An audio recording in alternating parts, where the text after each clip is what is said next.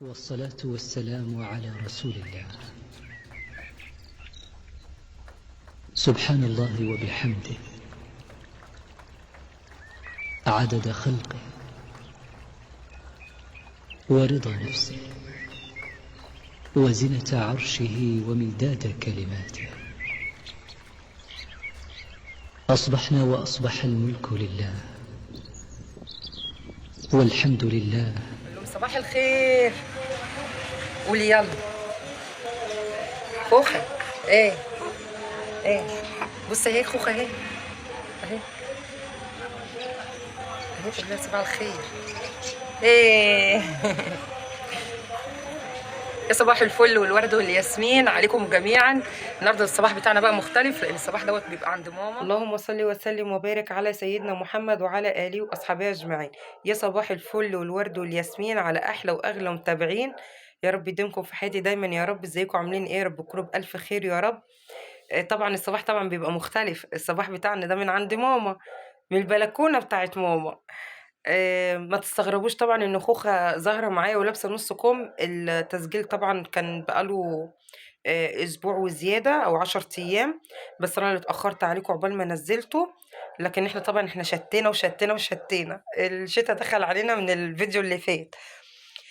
بس فكان غصب عني ان انا اتأخرت والله الفترة ديت وما قدرتش انزل الفيديوهات اللي انا صورتها.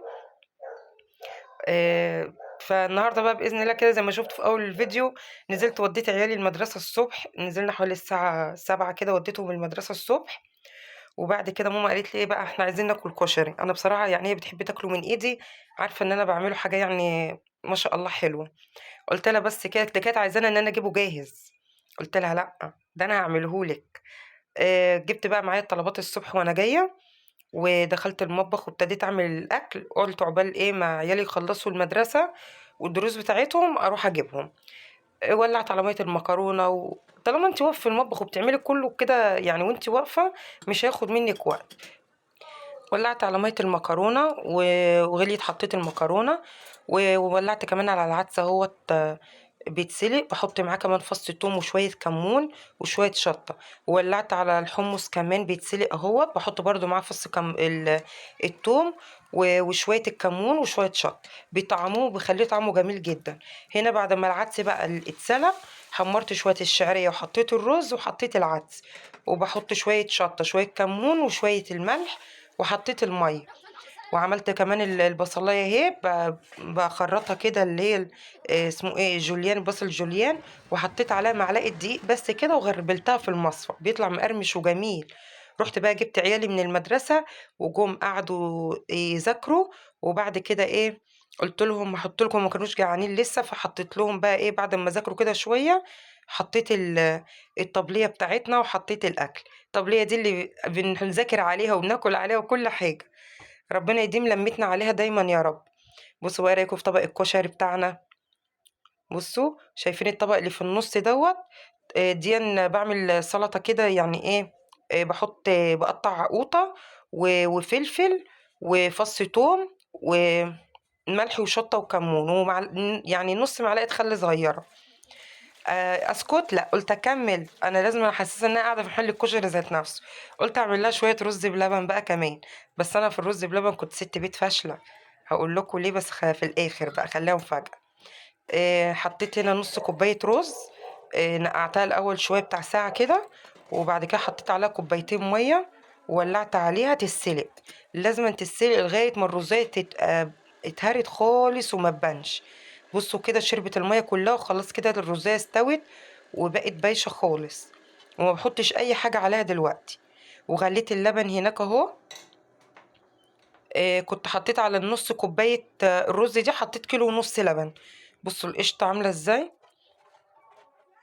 يعني ما شاء الله اللبن اللي احنا كنا جايبينه كان جميل جدا. حطيت بقى اللبن عليه بعد ما الرز شرب الميه وقلبته حلو لغايه برضو ما يبتدي يغلي كده شويه. بقوم جايبه كمان حليته الاول يعني. لما ابتدى ان هو يغلي حليته. حطيت على الكيلو ونص لبن دول نص كوبايه سكر، او ده بيبقى حسب الذوق، يعني عايزاه مسكر قوي عايزاه مش مسكر يعني، كل واحد وذوقها يعني. بس وعملت بقى بعد كده ايه بقى لما ابتدى برضو يكمل غليان، عملت جبت كوبايه لبن حطيت فيها معلقة نشا كبيرة، لأ 2.5 معلقة نشا، عشان معلقة نشا كانت هتبقى خفيفة مش هيفضل سايل يعني. حطيت 1.5 معلقة نشا، بس لما ينضج او تحس ان هو خلاص بيبتدي ان هو يغلي. انا لما دوقته حسيت ان هو عايز سكر، حطيت له شويه كمان.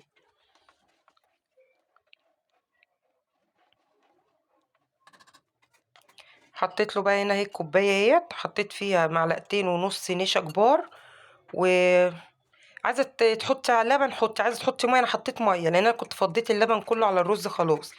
قلبته تقليبه حلوه، وبنزل عليه بقى على الرز، بس قلبيه حلو عشان ميبقاش مكلكع. وبعد كده بنزل عليه على الرز وانا بقلب. هيبتدي يتقل بقى معانا واحده واحده، بس مش تقلان اللي هو يعني ان احنا نعمل مهلبيه، لا. وجبت كيسين فانيليا كمان، حطيتهم عليها.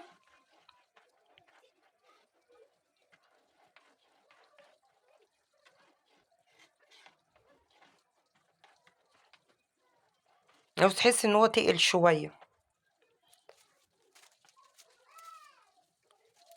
حطيت الفانيليا كمان. كنت بقلب بقى كده فيه بالراحه، وكنت حريص طبعا عشان الحله ما تتخربش مني من تحت، وفي نفس الوقت برضو مش هينفع ان انا اسيبه عشان ما يلزقش. والله قلت لماما تجيب لها طقم سلك، تقول لي إيه اللي انا هستعمله ده، ما بحبش الحاجات دي. وهي اصلا مش بتستعمل الطقم الجرانيت اصلا. قلت لكم انا ما حدش هيستعمل الطقم ده غيري، انا استغلاليه. بس المهم قعدت اقلب فيه كده. الحركه بقى الغبيه اللي صدرت مني، بس طبعا ما كانش ينفع ان انا اوريها لكم. ممكن اوريكم حته من الحله اوريكم الفشل بتاعي. استعجلت غطيت الحله، وقلت اروح اجيب الاطباق اللي هغرف فيها الرز واجي. مسافه ما رحت وجيت كان الرز فار وغرق البوتاجاز وبهدل الحله. وريحه اللبن طبعا مع ريحه النار بانت انها شياط. ما قلت لي ست بيت فاشله، حرقت الرز وشيطت الدنيا وفورت اللبن. قلت لها لا والله يا ماما غصب عني، يعني انا غطيته بص لحظه. رحت اجيب الاطباق واجي، لان انا مش حاطه الاطباق دي في المطبخ هنا، يعني حطاها في ترابيزه صغيره كده عند ماما بره. المهم قالت لي ست بيت فاشل. قلت لها دي غلطتي، انا جبت لك محل الكشري لغايه عندك وبحللك كمان، دي غلطتي. غرفته بقى كده كله وسبته بره يهدى. وقلت ادخله التلاجة شويه، بس مسافه ما دخل التلاجة ملحقش يقعد يا قلب امه، اتخرج على طول، كل واحد خد طبق. ربنا يزيد ويبارك يا رب، ويجعل لمتنا دايما في الخير دايما يا رب. يا رب يكون فيديو النهارده عجبكم وكان خفيف عليكم.